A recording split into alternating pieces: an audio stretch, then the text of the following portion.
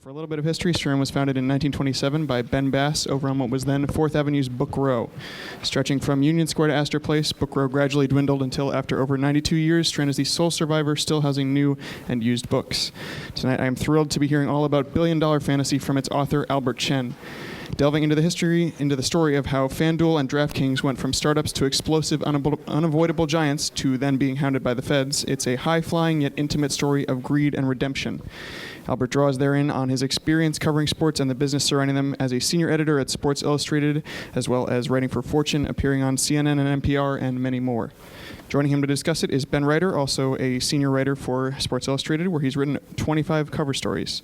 Ben is the author of Astro Ball, his account of how one of those covers' predictions came true, that the Astros in 2014, one of the worst baseball teams in history, went on to win the World Series in 2017. The tale of the managers, analysts, and players who upended decades of strategy and received wisdom made it the baseball book of the year and a New York Times bestseller. I'm thrilled to have these brilliant writers here tonight to discuss one of this century's biggest and most defining stories in sports. So without further ado, please join me in welcoming Ben and Albert to the Strand.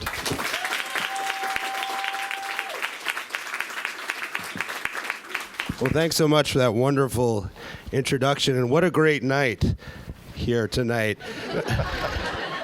Great night. This iconic bookstore, my friend and colleague for 15 years now, Albert Chen next to me. So many friendly faces stretching way back there. I hope you guys can hear us. If you can't, let us know. To talk about his fun, insidery, fascinating account of a billion-dollar startup war. Now, I'm not just saying that because he's my editor at Sports Illustrated. It really is. In fact, I'm going to embarrass him by reading some of the early reviews. The Library Journal has called this book energetic and engaging. The Wall Street Journal, an hour ago, published its review in which it praised the vividness and repertorial precision of billion-dollar fantasy. Publishers Weekly, in a starred review, said, in this entertaining debut, Sports Illustrated editor Chen examines a decade of online fantasy sports in which players compete for cash prizes by assembling rosters of professional sports players. Fans of financial thrillers such as Barbarians at the Gate will be excited by this insider account of the dizzying rise of fantasy sports websites. It was an Apple Best Book of the Month for this month. And on Amazon, I just looked this up actually. It's #1 book in sports gambling, #1 book in sports industry, and it's #2 in fantasy sports behind an actual Quidditch set, like brooms and stuff. So that's pretty good though, because that's Harry Potter. Yeah. So he's I'll take #2 that. behind Harry Potter. You know, that's good for an author. I was actually offered the Harry Potter spinoff, but I decided, you know what, daily fantasy sports, that's more marketable than that. So I think what we're going to do tonight is I have a few questions I've been dying to ask Albert, and then we'll open it up to the very many of you out there. I'm sure some of you will have some questions for him as well. And then Albert's going to sign a whole lot of books that you all are going to buy tonight. So it's going to be an excellent night. To start it off, I mean, for those of us who are not degenerate gamblers, and I only actually see a couple of those in the back that I know of. There are a few up here, actually. So, what is daily fantasy sports? Well, good question. I prepared. It is it's a variation of fantasy sports where it's funny because someone actually brought it up. Where, oh, you wrote a book about daily fantasy sports, you know, interesting. But what I actually noticed having read the book is that you don't really actually explain what daily fantasy sports is. And that was part of the challenge, and what I wanted to get at was because I think a lot of people here would probably agree that the line, let me talk about my daily fantasy sports team, is a terrible way to start a dinner party conversation. Nobody wants to hear about your fantasy. That's for sure.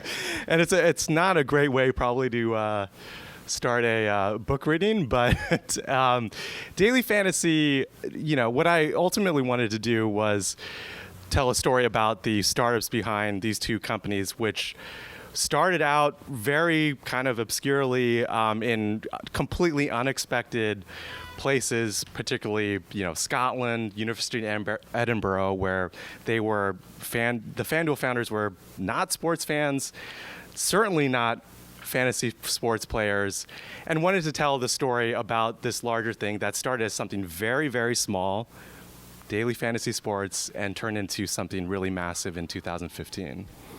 So daily fantasy sports, for the uninitiated, is the idea of the companies is you essentially each day set a lineup based on real players, and at the end of that night you compete again. After having competed against a pool of hundreds of other players, if your lineup has performed the best, you win actual money. That's like that's the enlivening idea behind That's the idea behind it, and why it was so different from traditional fantasy sports. We've been in these leagues. You and I are in a league where I'm winning. You're winning. I think I'm in last, actually. You've been busy, but that's it is. What was interesting was like these games were presented as fantasy sports games when in actuality they were very, very different. This league that we're in, leagues that a lot of people probably here are in, it's all about the social aspect.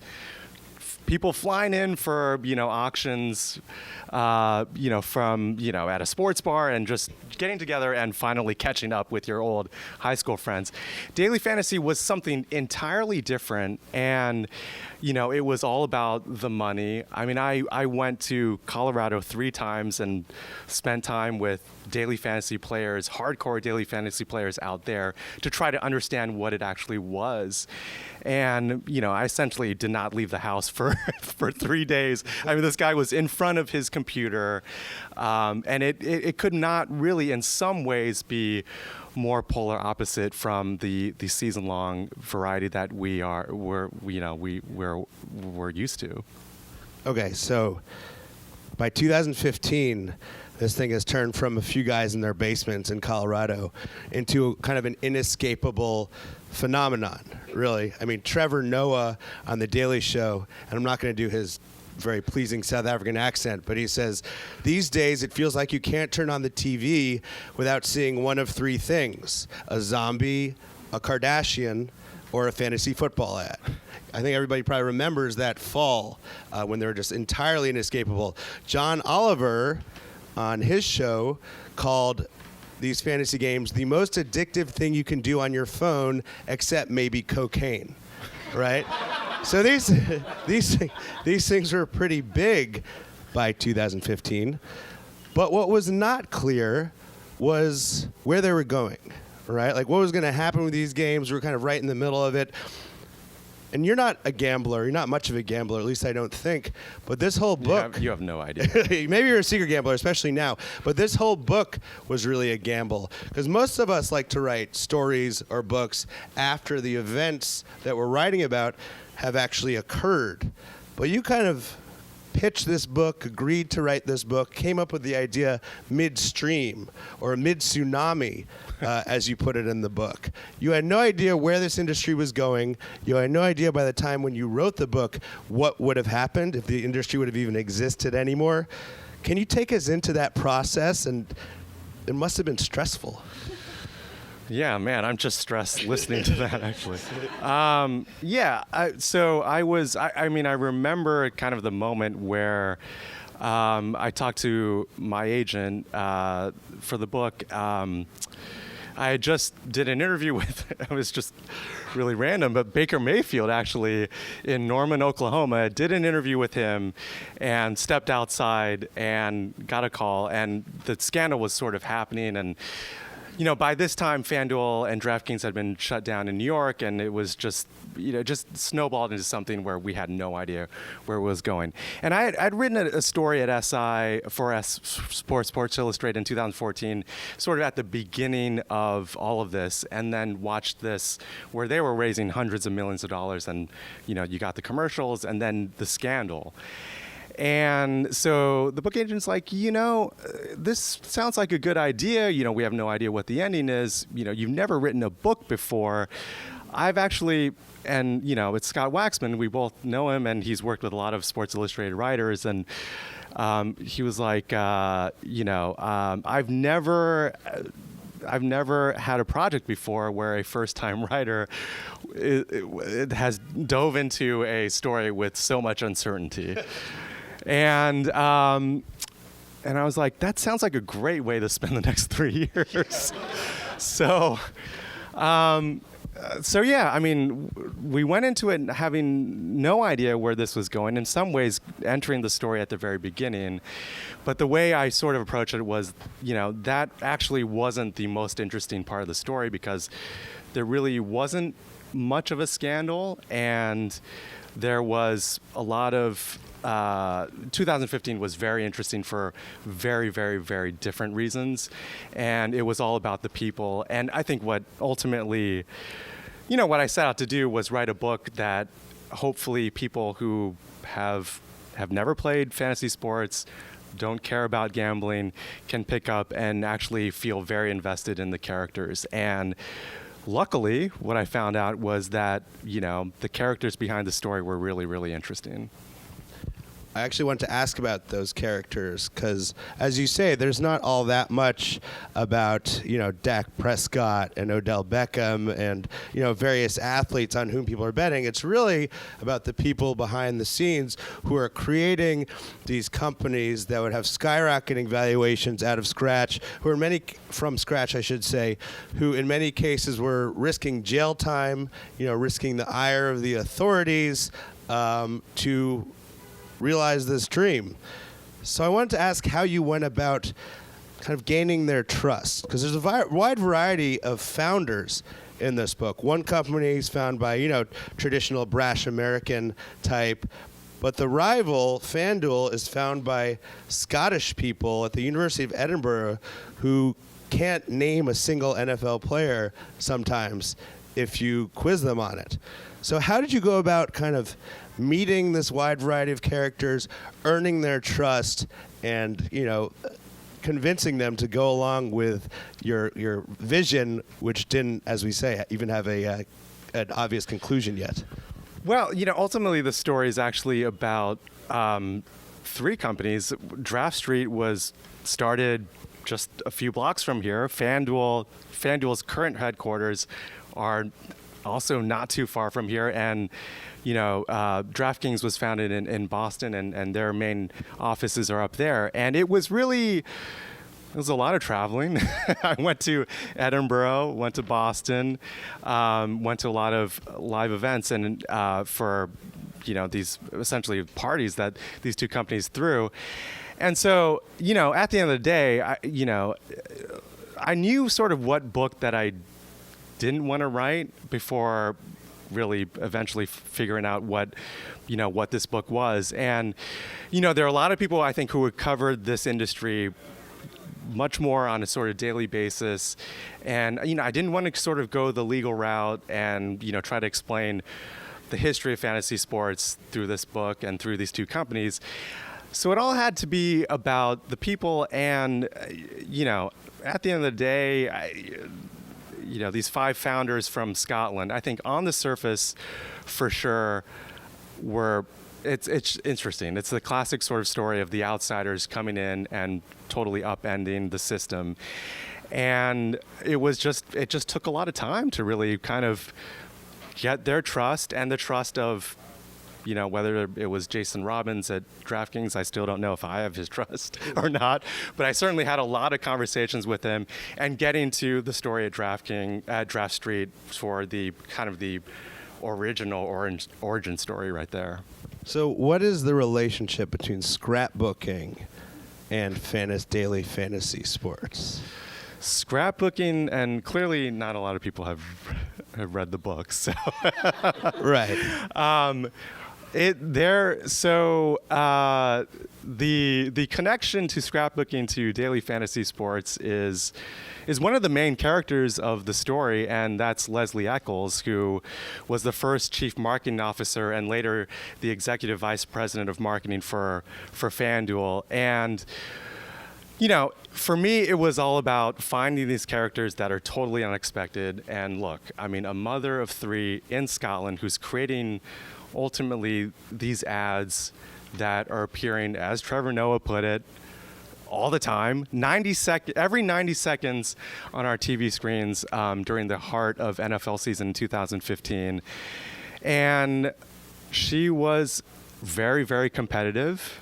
And in fact, to maybe liven up this reading, I will read a scene from a scrapbooking club in Edinburgh because that is actually it's a key moment in this book. Let's hear it. So this is the third chapter in the book, and we're essentially beginning to be introduced to the characters at FanDuel. We sort of get the origin story of Draft Street and the initial history of fantasy sports, leading into this story in Scotland that is just kind of a little bit odd and unexpected. It was Leslie's friend Lucy who invited her to the weekly scrapbooking club, which gathered at a home tucked away on a winding tree-lined cobblestone street. A small group of women arrived clutching boxes of old photographs and craft supplies, desserts and bottles of wine, seeking a night away from their breathless city lives. This will be good for her, Lucy thought, because if anyone could use a little more wine in her life, it was Leslie. In the group, Leslie was always the odd duck. For starters, among lawyers, teachers, and stay-at-home moms, she had a job that no one quite understood other than that she was an entrepreneur. As women cut and pasted photographs and other keepsakes into albums while Leslie talked about this new company that she and her husband had started, something to do with online games in America, the others in the group did their best to avoid staring at her as if she was a circus carny. What exactly was this thing called fantasy sports, and how on earth did someone like Leslie get roped into it?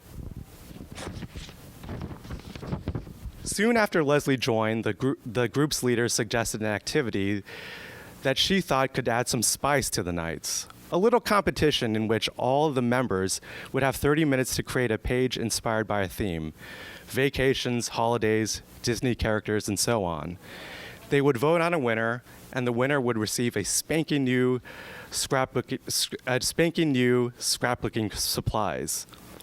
When the competition started, the others chatted on about kids and the latest new restaurants and the books they were reading, but Leslie put her head down and went to work.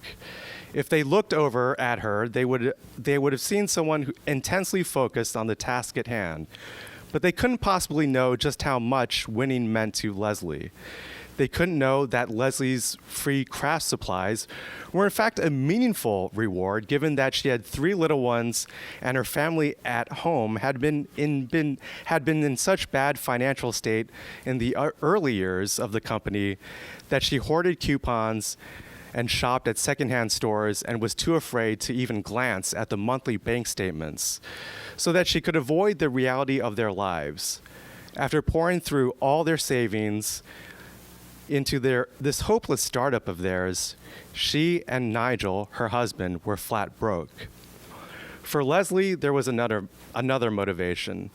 The competitions were a chance to prove that she belonged in this group, to show that she was a worthy member of this club who in fact was just as skilled as the others in the art of scrapbooking. And after weeks of honing her craft, maybe now even better than any of them. And so when time was up, Leslie's albums were always the most complete. The odd duck in the group won the weekly competitions just about every time. Then one day, the leader of the club reached out in an email to tell Leslie and Lucy that the club would no longer be meeting. No explanation was given. A few weeks later, Lucy received a phone call from one of the members of the group, the leader, telling her that the group had actually started meeting again. But there was a catch if Lucy wanted to rejoin. At the behest of the others, Lucy couldn't bring along any other acquaintances this time, and she certainly couldn't bring along Leslie.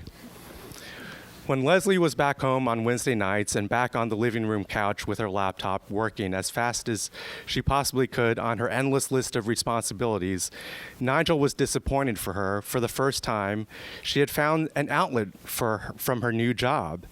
But he also knew more than anyone else that whoever got into a winner-take-all game with Leslie sooner or later found out what exactly they were up against. He knew that Leslie was always going to do everything in her power to win, and it didn't matter whether it was a weekly scrapbooking competition or a race to be a billion-dollar company. So I love that section because it shows how somebody who's from Edinburgh, Scotland, who knows nothing about football, nothing about baseball, might have this competitive drive to become the unlikely leader and really the driver of many of those ad buys that we saw so often over the past several years of a potential billion-dollar company. Yeah, and I think that that's kind of the crux of the story is, whether it's these guys from Scotland or these three founders in Boston, it was all about outsiders who really looked at this industry that was completely rigid and lacking innovation for decades and decades. I mean, we're kind of drafting our team really in the way that many people have for decades and decades, and really taking advantage of this moment in, whether it is technology or the capital markets, and being able to raise just an insane amount of money to create a product that was actually perfect for right now. It is perfect for right now, but one thing that I found very interesting in the book is the product seems kind of flawed in a lot of ways, right? For something that became so popular, McKinsey did a study of these companies that Albert cites, and found that 90% of its prize money was won by 1.3% of the people who played the games. So they're advertising this scenario in which, hey, like, try your luck, throw in a lineup, maybe you could win $1 million. Like, it's not going to happen because you're playing against essentially like basement hedge funds who are running analytics on these lineups, who are playing hundreds of lineups a given time with slight variations to try to maximize their winning. And they did it very successfully.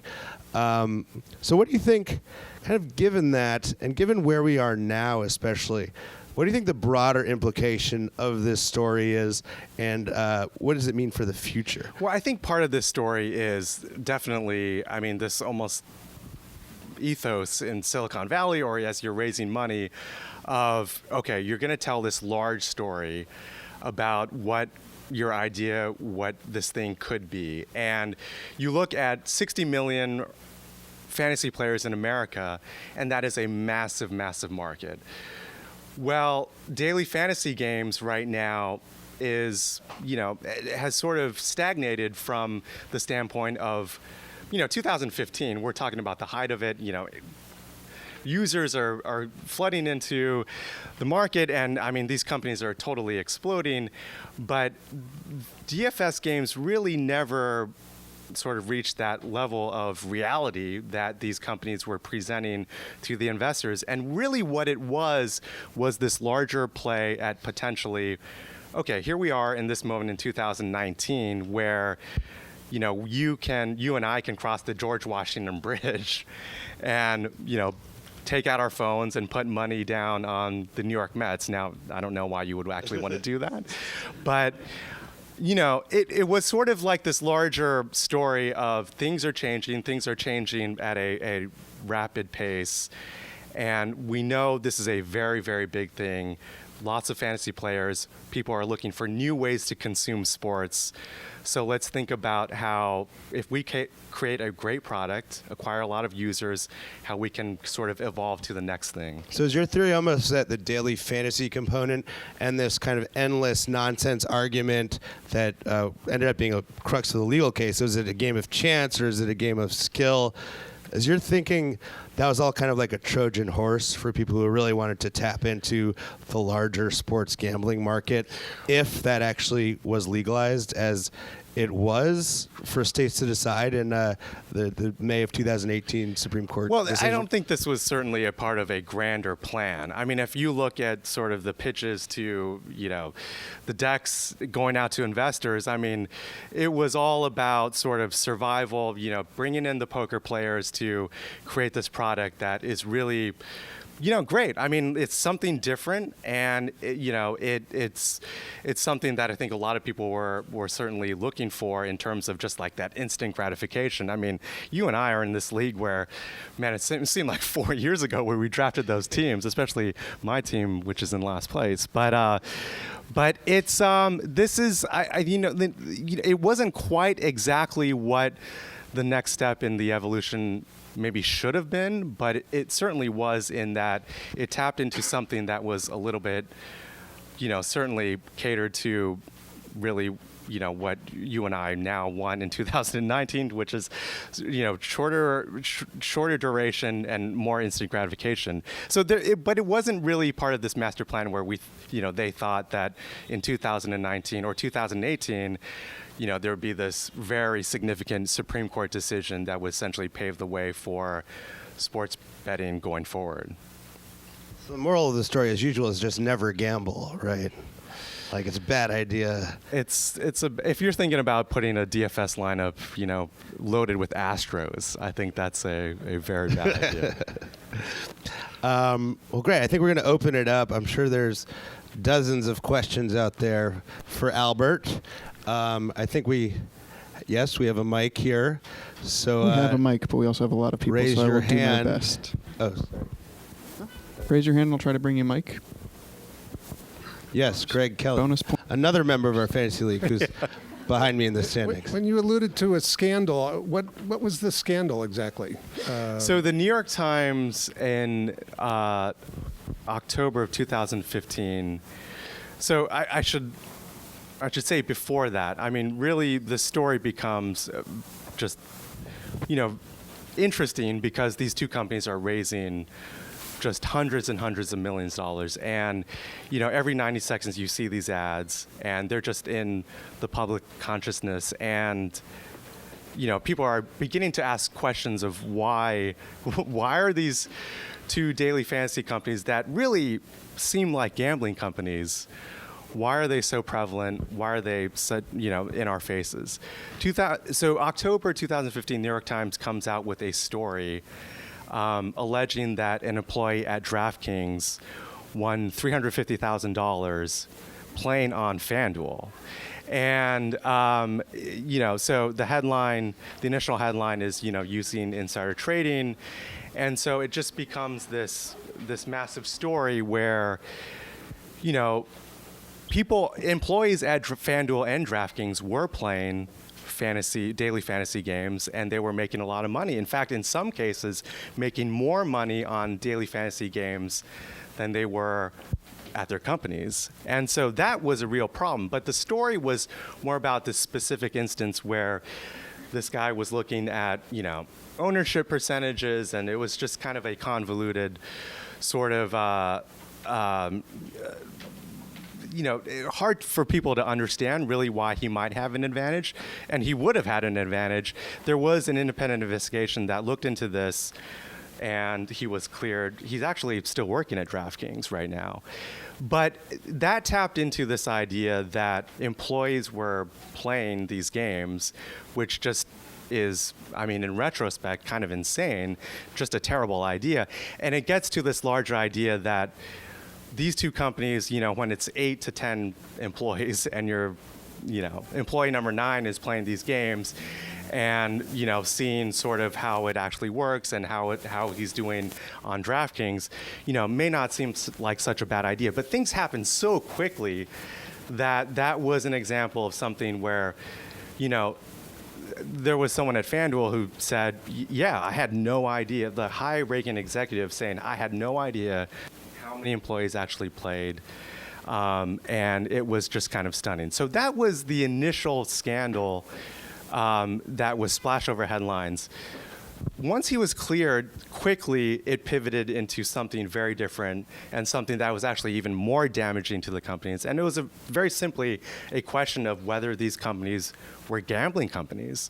And so you have attorneys general from Eric Schneiderman to Kamala Harris in California looking into the legality of these businesses. And they were shut down in New York. They were shut down in a number of states. And, part of the book is about how, these two companies that are very, very well positioned right now in 2019.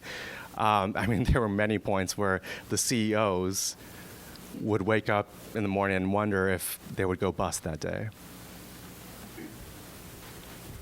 Any other questions?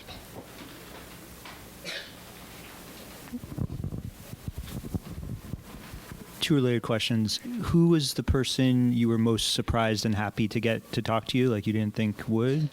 And is there anyone you most regret not being able to convince to talk to you? There probably isn't anyone that I regret not talking to. I mean, there were too many stories to really tell in this book. In fact, very end at the process, I mean, there were players in Colorado that I'd spent a lot of time with, and actually the most successful daily fantasy players ever. And they had incredible stories, but I mean, it was a 150,000 word book, and no one wants to read that book. I certainly don't want to read it right now, and it exists on my laptop.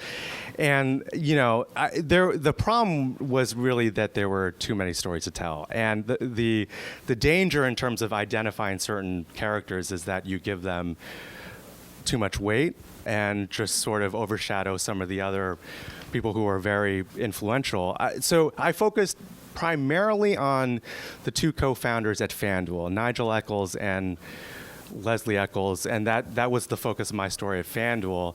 And the first time that I met Leslie in 2014, I knew that there just had to be an interesting story there. I mean, look, she's at that point, head of executive vice president of marketing at FanDuel, and she is not a fantasy player. She's not a sports fan, and she's the mastermind behind what in 2014 was just a brilliant marketing campaign where you're getting people to play this game that is legally questionable, and also, I mean, it's fun, but it's something different, but people don't really quite understand. And she was able to really tap into that. So to get their stories, I think was big for, I talk about sort of not having any idea where this book was going and really wishing that it was going to be anchored in these characters. And those two characters were definitely at the top of the list.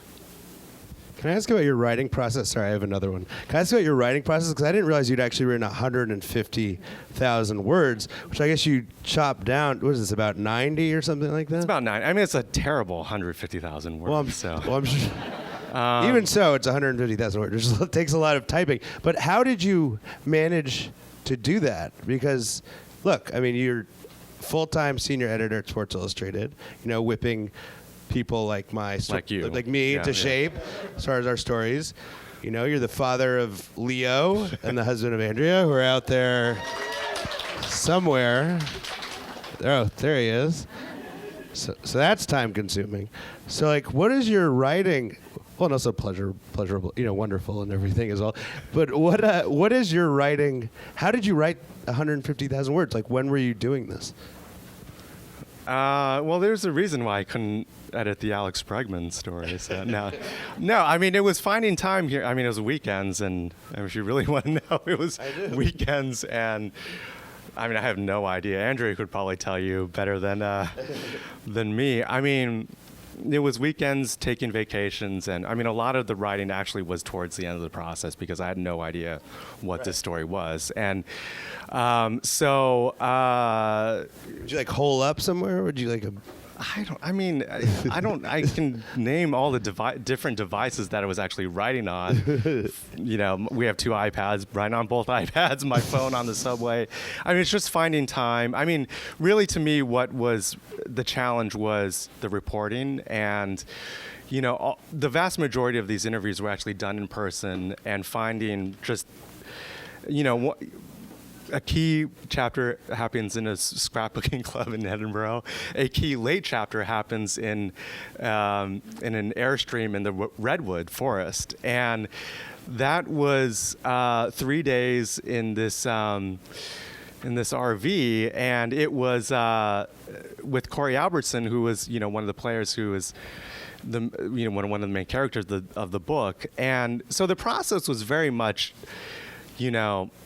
getting as much sort of quality time in terms of sitting down with these primary sources and just, talking to them. And the other part of it was the number of people who, from both companies who, whether left the companies or still are at the companies, who are willing to be very open and honest and talking on background. I mean, it's very hyper-focused, this book, on, 5 or 6 characters, but it's really informed by a lot of people at both companies who really sort of were able to speak honestly about what went down. And quite frankly, a lot of those employees are kind of going through PTSD because it was an extremely traumatic time in 2015 and 2016. A couple more questions out there for Albert.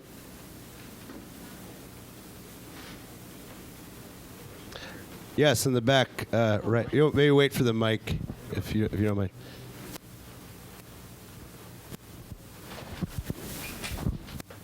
I know you talked about the $750 million in ads that were purchased in this conflict. Was that just ads agreed upon by, or was that all actually paid out?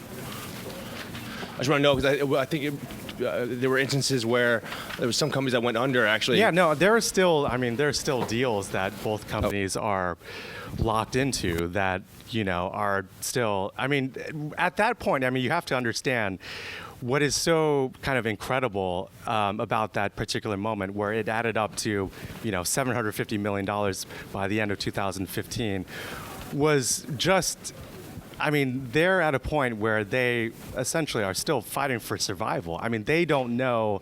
From FanDuel's standpoint, Leslie, who we've talked about, it's essentially her and her team. It's a big team at FanDuel in terms of making these plays.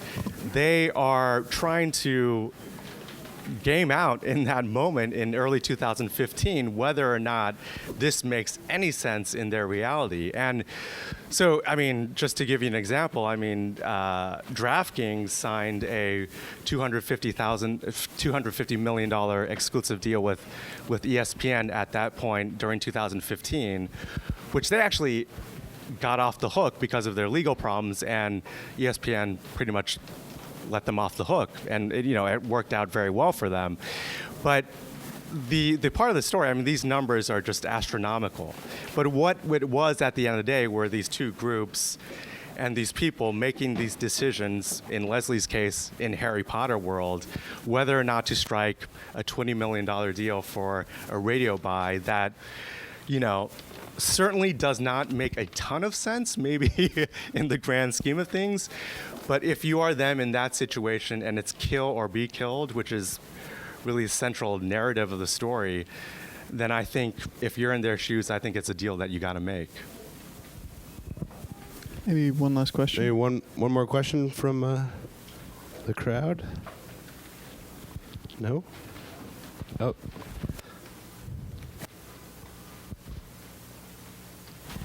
So what did you imagine the book was going to be about? Because you said there were so many different stories and it was so long. What did you think it was going to be about when you started this? And how far away was that from what you actually ended up with in your final version?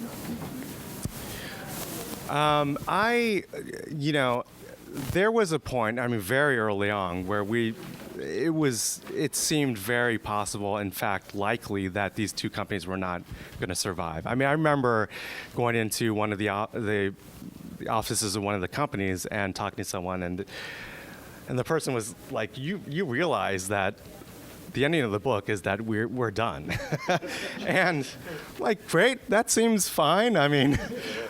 That seems very conclusive, certainly. The other scenario was, it's no exaggeration. The executives at the companies, really wondered, certainly, whether they were potentially going to end up in jail. Certainly a lot of employees had sort of that level of fear. So the outcomes were, very wide-ranging. In terms of, what I was hoping for, I wasn't really hoping for anything necessarily other than really sort of something that is conclusive for the people that I'm writing about. And in the case of FanDuel, there is none of the 5 co-founders are still there. So there was sort of the ending to their story, which is the ending of the book and sort of linked to this big Supreme Court decision in 2018 that really signifies the beginning of a new chapter for both companies. Thank all of you for questions. Ben, thank you so much for leading things along. And Thank Albert, you. thank you for writing this book. So he makes it sound easy. He's like, oh, I wrote it on our iPads or like on the subway, I guess. But it's really not easy. This is an incredible accomplishment by Albert. I hope you guys all pick up a copy. In fact, he's going to be signing them right here. If you have one, you can buy it and line up. I'm going to cut the line and have him sign mine first so I don't have to wait. But thanks, everybody, so much for coming. And Albert, thanks for asking me to do this. It's a real pleasure. Thanks, everyone, for coming out.